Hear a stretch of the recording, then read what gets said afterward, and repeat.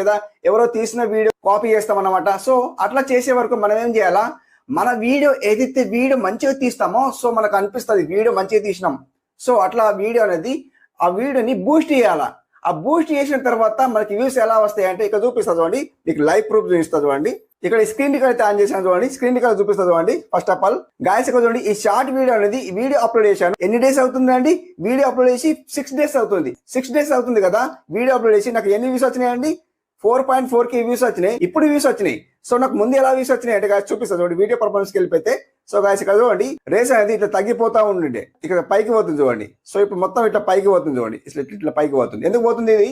So దీన్ని Boost చేసిన కాబట్టి నాకు 4.4K వ్యూస్ వచ్చినాయి. అండ్ ఇక్కడ చూడండి, సో వాచ్ టైం ఎంత వచ్చిందండి? 264 వాచ్ టైం వచ్చిందండి. ఓ మై గాడ్, ఒక్క వీడియోకు 264 వాచ్ టైం వచ్చింది. అండ్ ఇక్కడ చూడండి, సబ్స్క్రైబర్స్ ఎంత వచ్చిందండి? 130 సబ్స్క్రైబర్ వచ్చిండ్రు.